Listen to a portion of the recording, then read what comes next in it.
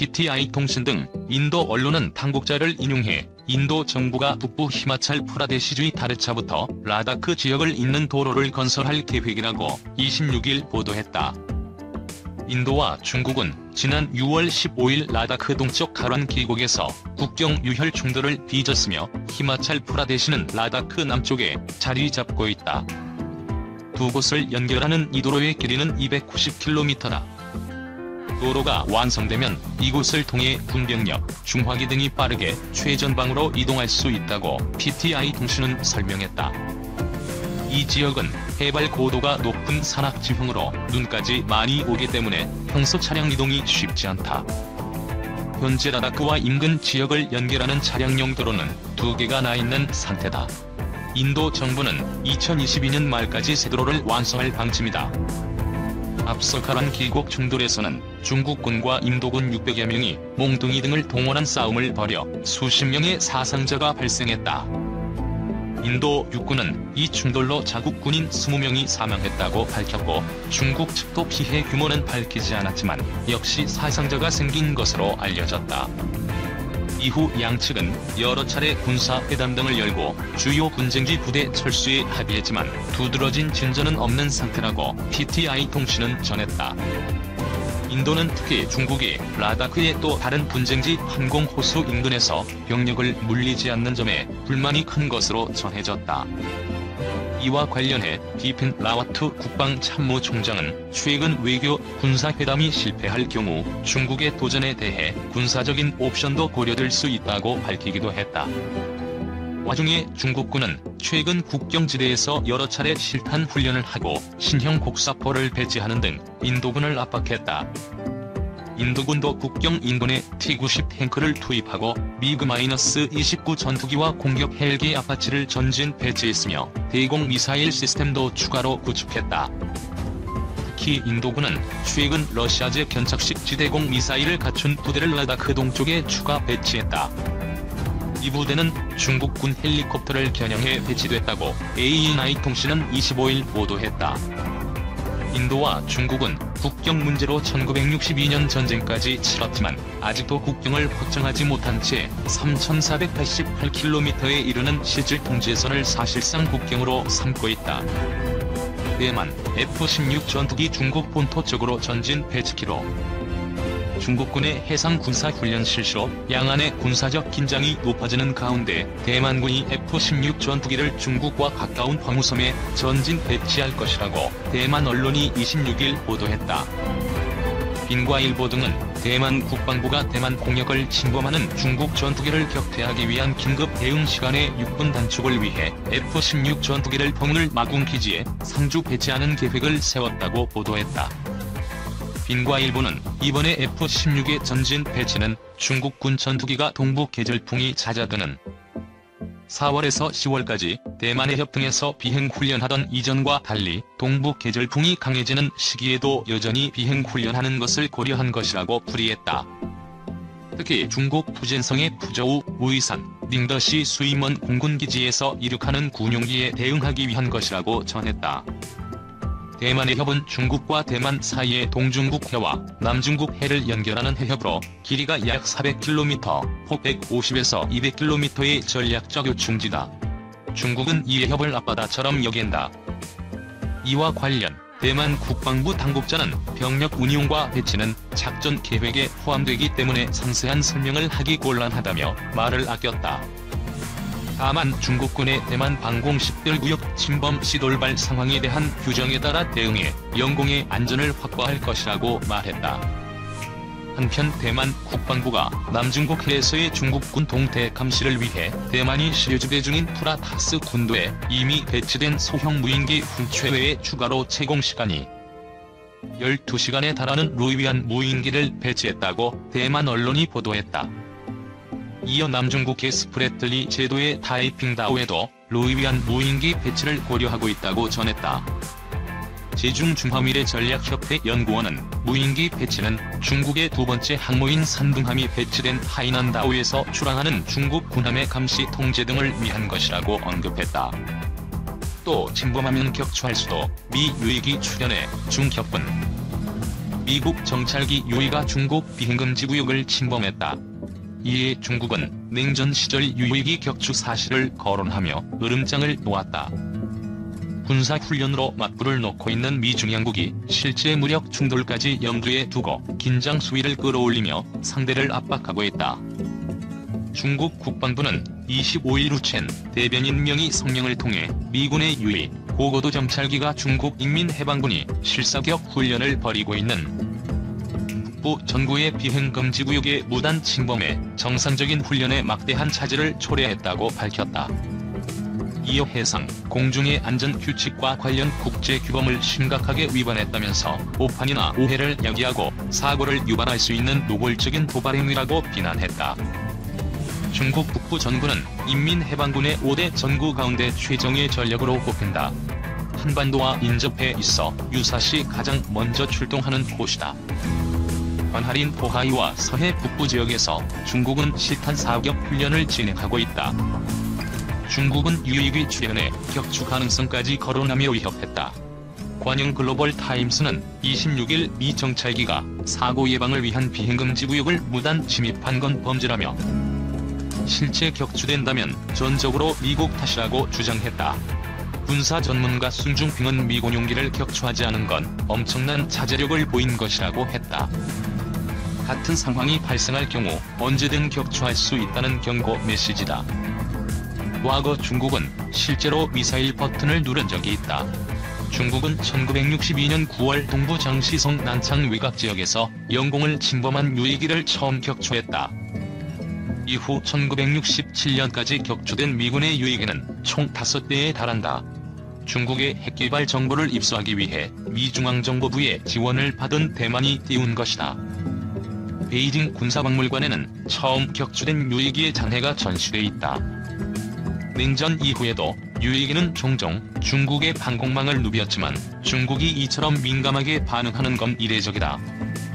외교 소식통은 중국이 최근 서해를 비롯한 근해 곳곳에서 훈련을 실시할 때마다 미군은 공중급 유기, 스텔스 폭격기, 정찰기 등을 잇따라 투입해 감시하고 있다면서 이에 맞서려고 방공훈련을 하는 것인데 미국이 유이기까지 투입해 들여다보고 있으니 중국이 위기감을 느끼는 건 당연하다고 말했다. 유이기는 고도 25km 상공을 최고 시속 820km로 비행하며 최장 200km 떨어진 지름 10cm의 물체를 식별할 수 있다. 1955년부터 임무를 수행한 구형이지만 탁월한 이동성과 감시 성능 덕에 2012년으로 예정된 퇴역 시기가 2025년으로 늦춰졌다. 드래곤 레이디라는 별칭으로도 불린다. 일본 방위상 센카쿠 시찰 검토했다. 보류 중국 반발 고려.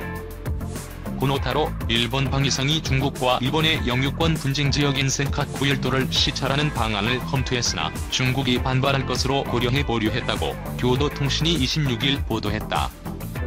보도에 따르면 고노 방위상은 중국 무장 세력이 센카쿠 열도에 상륙한 경우 자위대의 대응을 파악하고 일대의 지형 등을 확인하기 위해 항공기를 타고 상공에서 센카쿠 열도를 시찰하는 방안을 검토했다고 방위성 간부가 밝혔다. 고노 방위성이 이달 8에서 9일 오키나와현 미야코지마와 요나고니지마에 있는 육상자위대 미사일 부대 등을 시찰할 때 일본 방위상으로는 처음으로 센카쿠 열도를 상공에서 시찰하는 방안이 검토됐다. 하지만 중국을 자극할 것으로 예상돼 최종적으로는 센카쿠 시찰을 보류했다. 이와 관련해 산케이 신문은 고노 방위상이 시찰에 의욕을 보였으나 외교적인 배려 때문에 보류된 것이며 방위상의 센카쿠 열도 공식 시찰은 금기시돼 전례가 없다고 전했다.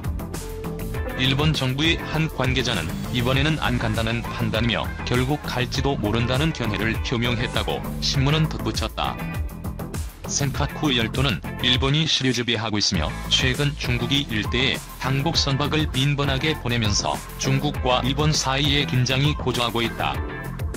일본 해상보안청 등은 중국 당국 선박이 올해 4월부터 111일 연속 센카쿠 열도 인근에 접근한 것으로 파악했다.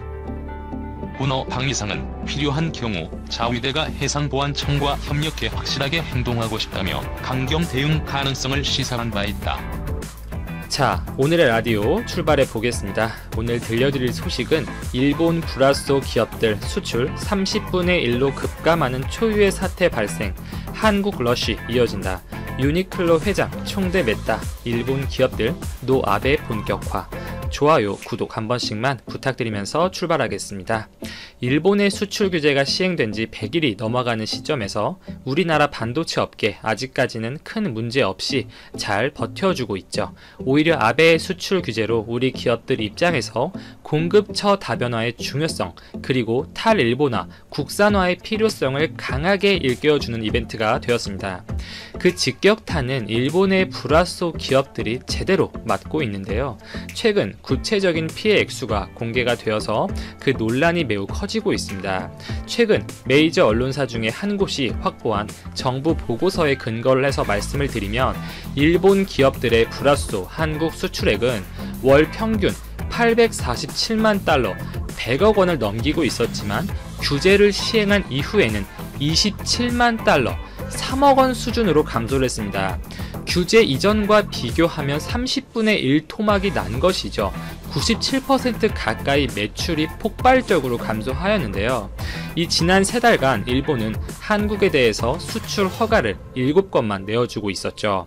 아직까지 액체 브라소, 이 불산에 대한 수출 허가는 없는 상태이고, 포토레지스트 3건, 기체 브라소 3건, 폴리이미드 1건, 이렇게 총 7건에 불과합니다.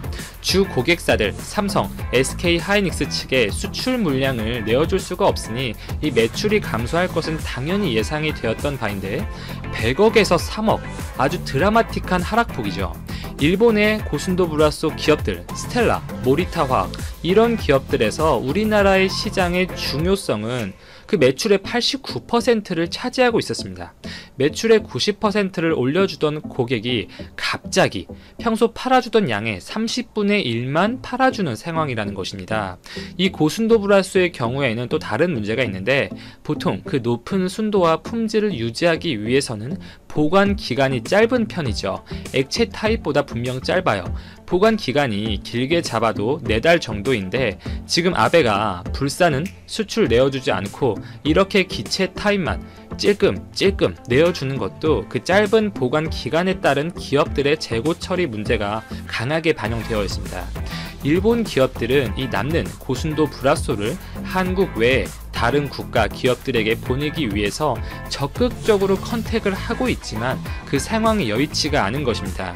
결국 은밀하게 일본 업체들은 한국으로 그 생산 시설을 이전하는 방안을 진지하게 검토 중에 있는데요. 저희 방송에서 이미 몇 차례 언급을 드린 바가 있어요. 삼성과 하이닉스 측에 찾아와서 미팅을 하자 이렇게 딜을 걸고 있고, 연일 우리나라 로펌, 법률사무소 등을 방문해서 자문을 구하고 있습니다. 또한 적극적으로 이렇게 보도는 안 되고 있지만 일본 정부 측에도 규제를 풀어달라고 이렇게 컨택을 하고 있다고 말씀을 드렸어요. 이 모리타 화학의 경우에는 최근 오사카 무역관에 있는 생산 라인을 한국으로 이전하고 싶다는 의향을 대놓고 표출하였고, 이 포토레지스트의 생산업체 TOK 역시 한국에 이미 갖고 있는 공장이 있는데 여기에 증설하는 방안을 추진 중에 있습니다. 이렇게 생산 라인 이전, 한국 공장 증설을 문의하고 추진하는 일본 업체들은 정말 많으며 예상보다 훨씬 심각한 타격을 입고 있는 것이죠. 자, 수출 규제 시행 초반에만 하더라도 당장 우리나라 기업들이 바로 무너질 것처럼 여론에서 이렇게 몰이가 되었지만, 실제로 현 시점에서 이 일본의 기업들이 대체 우회로를 확보하지 못하고 있고, 그 차선책으로 한국으로 들어오겠다고 줄을 서는 상황이 연출이 된 것이죠. 자, 일본 기업들 입장에서 생각을 해보면 한국에서 공장 짓고 한국에 있는 생산 라인 다듬고 증설하고 인력 한국에서 새로 뽑고, 이게 얼마나 귀찮은 일이겠습니까? 추가적으로 돈도 많이 들겠죠. 일본 기업들은 당연히 이 아베의 수출 규제를 타개할 플랜 A로 무조건 다른 국가 기업들에게 이 본인들 제품 사용해달라, 이렇게 우회 수출로를 확보하려고 했을 거예요. 한두 달 이렇게 컨택을 했는데 그게 여의치 않으니까 지금 플랜 B, 우리나라로의 입성을 가속화하고 있는 것이죠. 우리나라로 많이 들어와서 공장 많이 지어주고 일자리 많이 늘려주고 그랬으면 좋겠습니다. 자, 반면에 우리나라 기업들 어떻죠? 삼성전자는 이미 내년 초에 웬만한 난이도가 높은 공정이 아니면 불화소 일본에서 받지 않겠다고 했죠. 하이닉스도 비슷한 스탠스를 보여줄 것입니다. 디스플레이 업계는 어떻죠? LG 디스플레이 이미 불화소 100% 국산화 성공했다고 보도가 나왔어요. 아무래도 이 정말 높은 순도의 불화소가 들어가는 공정이 없다 보니 예상보다 빠르게 다른 기업들보다 일찍 국산화를 달성했습니다. 이 삼성 디스플레이 역시 지금 최종 테스트에 이렇게 공급처를 바꿔서 이렇게 도입 중인 상태이고, 이렇게 제품 바꿔서 테스트하고 그 결과에 맞춰서 이 생산 라인 세팅을 하면 그걸로 끝입니다. 정말 일본 기업들이 압도적으로 이렇게 혁신적인 제품을 들고 나오지 않는 이상 다시 일본산 제품으로 바꿀 필요성이 없어져요. 그리고 일본 기업들 입장에서 이렇게 삼성이나 하이닉스 측에 원료 공급하고 공급받는 제조업체들에서 직접 그 원료 가지고 현장에서 공정을 돌리겠죠. 그러면서 이 원료에 대한 장점, 단점들에 대한 피드백을 받고 있어요. 뭐 다른 회사 제품과 비교하면 이렇더라, 이전 모델과 비교하면 이렇더라, 이렇게 피드백, 의견을 주고받으면서 원료 공급사 역시 추후에 더 훌륭한 제품을 낼 수 있는 그 밑바탕이 되는 것인데, 이 삼성, 하이닉스 세계적인 기술력을 가진 리딩 업체들의 이 현장에서의 생산적인 피드백을 얻지 못하면 그것 자체가 분명히 추후에 도태할 수밖에 없는 요소로 작용할 수 있습니다. 결국 아베는 명백히 자기 발등을 찍었어요. 제대로 눈을 감고 귀를 닫고 있는 모습입니다. 아니면 정말 사태 파악하지 못하는 이 똥오줌을 못 가리는 걸 수도 있는데, 여기서 유니클로 회장의 인터뷰를 한번 짚고 넘어가 보죠. 유니클로의 창업자 야나이 다다시라는 인물이 아베를 향해 대놓고 비난했습니다. 아주 이례적인 일이죠. 니케이 비즈니스의 보도에 따르면 이 야나이 회장은 일본이 한국을 적대시하는 게 비이성적인 일이라고 말을 했어요. 본래는 침착하고 냉정했던 일본인들이 신경질적이고 감정적으로 바뀌고 있다고 평가를 했고, 일본이 한국에 반감을 갖게 된 것 자체가 한국에게 이렇게 격차를 좀 좁혀지면서 일본인이 열등해졌다는 증거라고 주장을 했습니다. 일단 일본 특유의 손타쿠 문화, 이 윗사람, 즉 상사의 의중을 짐작하고 알아서 행동하는 문화, 좋게 말하면 센스, 눈치라고 볼 수도 있는데, 이것은 양날의 검이 문제죠. 오히려 업무의 효율성 증대 쪽이 아니라 윗사람을 위해 공문서를 위조하는 등, 통계를 위조하는 등의 관행으로 변질되었다, 그렇게 지적을 했습니다. 올해 초에 아베노믹스의 경제 성과에 대한 논란이 일본에서 굉장히 셌죠. 임금 상승률이나 일자리 개수 이런 부분에서 본인들 입맛대로 통계 추출 방식을 갑자기 바꾸면서 뻥튀기 시켜서 발표를 했어요. 만약 우리나라에서 이런 일이 터졌다면 정말 뒤집어졌을 텐데, 상대적으로 조용히 넘어가고 있는 만큼 이슈화가 안 되고 있죠. 이런 점에서 일본 언론의 자유도 역시 최악이라고 볼 수가 있습니다. 그리고 일본 정부의 이 근본적인 경제 정책, 아베노믹스, 일본 중앙은행의 공격적인 채권 매입, 자국 주식, ETF 매입 이런 것들이죠. 특히 주식시장을 일본 중앙시장이 사실상 부양하고 있는 구조고, 이 실질적인 효과는 없이 국가가 주식시장 그 수치상으로만 억지로 시팅하는 꼴이라며 이 역시 바람직하지 않다고 비판을 했습니다. 이 인물은 원래 아베 내각의 호의적인 인물은 아니라고 알려져 있는데, 이렇게 언론에서 제대로 비판을 한 것은 꽤나 이례적인 일이긴 합니다. 이 유니클로가 한국에서 매출이 거의 75%가 날아갔습니다. 반의 반토막이 나면서 이 예상보다 큰 타격을 분명히 받고 있고, 2달 전만 하더라도 한국인들은 유니클로를 사랑하기 때문에 일시적으로 지나가는 현상일 것이다, 결국 한국인들은 유니클로 제품을 이용할 것이다, 이렇게 호언장담하던 시점과는 전혀 다른 이야기를 하고 있는 거죠. 이렇게 회장, 최고 재벌이 직접 나서서 한국인들이 반이라는 것을 이해가 간다, 아베 정부를 까는 것 역시 그만큼 한국 시장의 중요성에 대해서 인식을 하고 있고 상황이 가볍지가 않다는 것인데, 이 야나이 다다시라는 인물, 이 산전수전 다 겪은 사람입니다. 의류 업체들에게 있어서 생각을 해보면 그 가을 겨울 시즌이 정말 중요해요. 이 기본적으로 코트, 니트 등의 단가가 센 의류 등을 판매하는 시즌이고, 이익이 크게 나는 계절입니다. 제품 단가가 높고 이익이 클 수 있다는 것은 바꿔 말하면 재고가 많이 남게 될 경우